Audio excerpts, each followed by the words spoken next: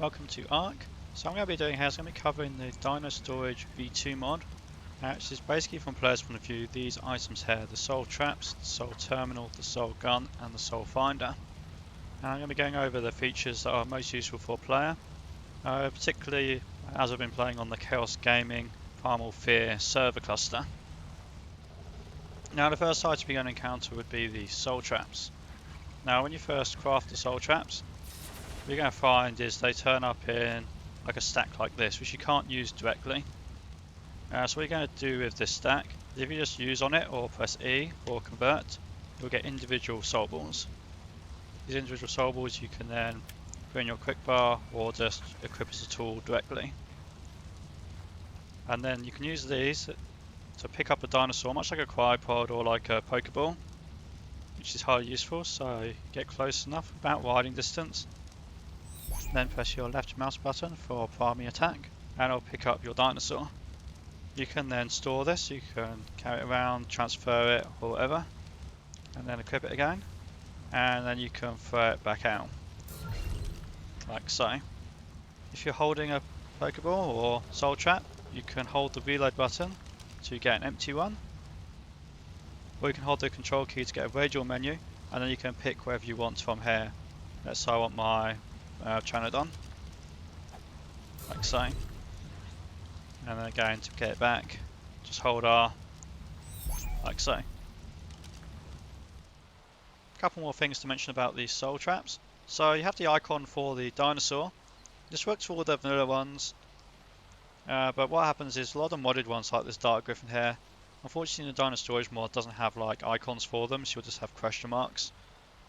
So that's not particularly helpful for a lot of Primal Fear, but it works great in vanilla. The other thing here is you've got the colours. So you've got pink for female, blue for male, and then orange. These ones don't have any particular gender. The other neat thing here is it does show the mating cooldown and the baby status. So yeah, I've got some in here. So you can see these babies, they're due for being cuddled in some period of time. But while they're in here, they will not grow, they will not be imprinted, and the cuddle timer will not go down. They are essentially frozen.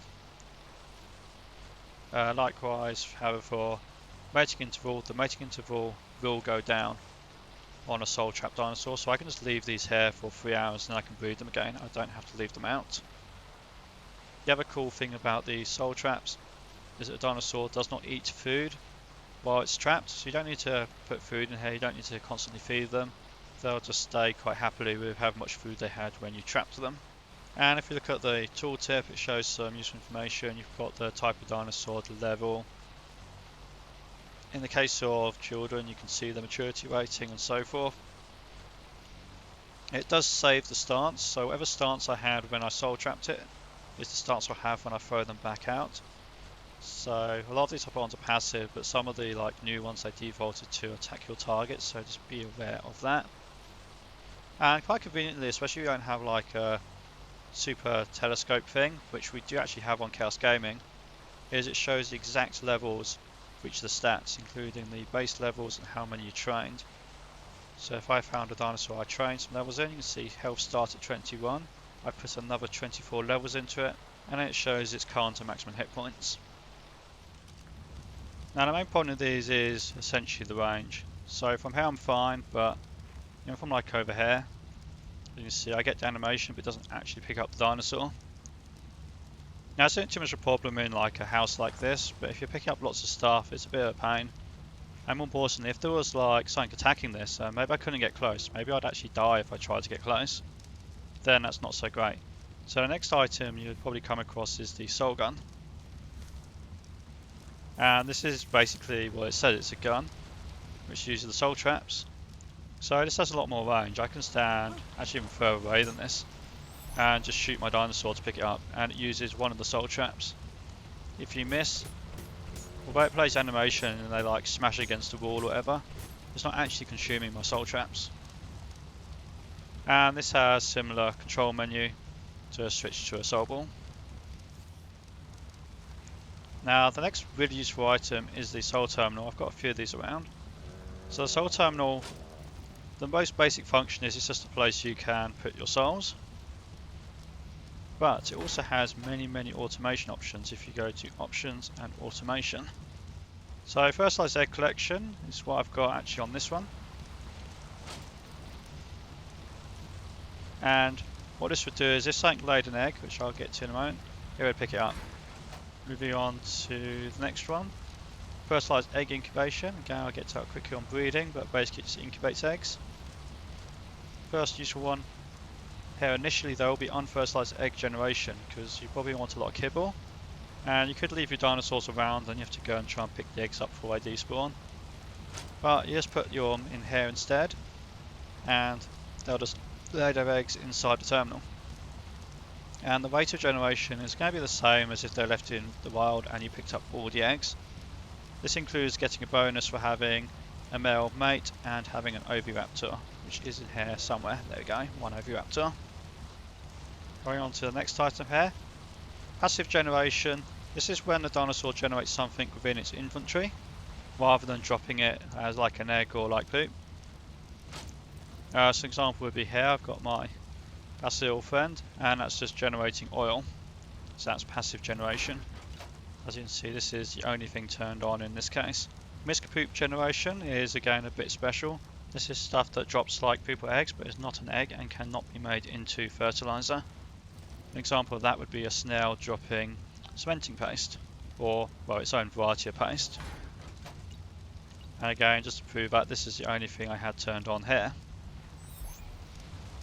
Getting on to the next particularly special one that's useful would be poop generation. This is a good one to have as well very early on because it works with all your dinosaurs. And if I just search for feces, that's basically where this is coming from, which you could then put into a composting bin. The game means you don't have to run around chasing your dinosaurs all the time. Now if you look at the default settings, this will be 300 of each, which is the size of the soul terminal. So I always turn it down to more like 10. There's not really a great deal of use in having massive stacks. If you want to have a stack anywhere, it's going to be in your fertilizer plot, which I've also set to 5 here.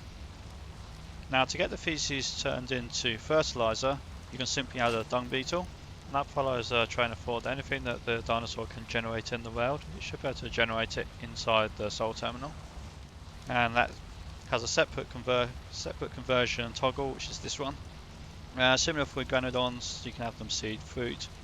And distribution allotments, this is another special one. This will pass pellets or fertilizer to gachas and plots. I'm not actually using gachas, but the plots one, that's very essential. This basically gives you the full automation chain because you can have all your dinosaurs, they're going to generate poop. One beetle will convert the poop into fertilizer with some limits, and then it will stack up in your plots. Which if we look at a plot, you can see it's keeping 5 in here. Getting on to the third really big use of these was going to be for a breeding assistant. So you might have noticed this one here, I mentioned it quickly, was the fertilized egg collection, fertilized egg incubation. This means if I was to have, say, some dodos, let's just grab some dodos.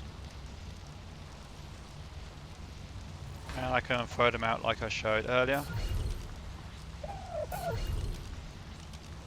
So these could breed, but then I'd get an egg, I'd have to pick up the egg, make sure it's incubated, hatch it, and so forth.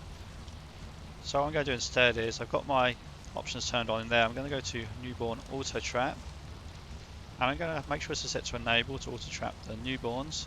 Get to that in a moment. I'm just going to click this mating on button, and all the dinosaurs near will have their mating enabled without me having to go through this behavior menu on each individual one. And there, they'll basically do their mating business, and I'll speed through that.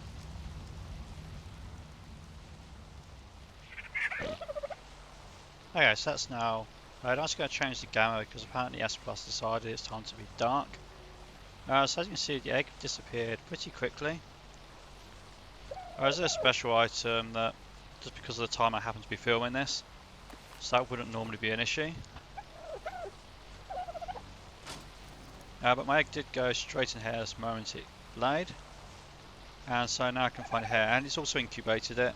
Dodo eggs are very fast to incubate, especially with the server settings we have here.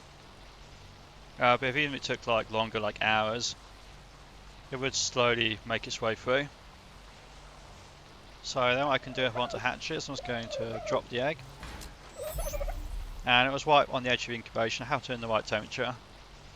It's possible you might have a too cold or too hot thing, in which case either just put relevant stuff around your soul terminal, or possibly you have to take the egg somewhere else. But yeah, just to be clear, they're too hot, too cold. Only applies that last bit when I drop the egg. The soul terminal will always incubate it regardless of sort of how hot or cold the terminal itself is.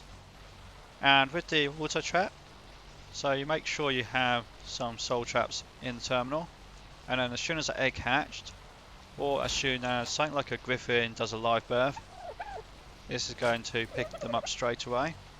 And so you don't have to do that, because you could say, well, I want it to grow up anyway. Maybe you have an S plus nanny or something just happens to be there. In which case you might choose to just turn this off. Because it is a separate toggle. I can turn mating on but leave the auto trap off. But I like to have this generally because I can go and do stuff and I don't have like the babies lying around. I don't have to worry about them starving. I don't have to worry about them getting killed by some passing dinosaur. So going on to the last item, this is the Soul Finder. So this is really useful if you don't know where you put a dinosaur. Like I've got 3 terminals here, and you can put soul traps anywhere. Like maybe I put some in the vault, maybe someone put one in the smith for some reason. Who knows? Can't find it. So you can adjust the range. You can have it ignore some stuff, but I'm just gonna have it search everything. That's normally the best way to go if you're trying to figure something out. And so what it's going to do is going to list all the souls I have around here. As you can see, I have 63 things around here, so it's not a huge number, but it should work even if you have hundreds.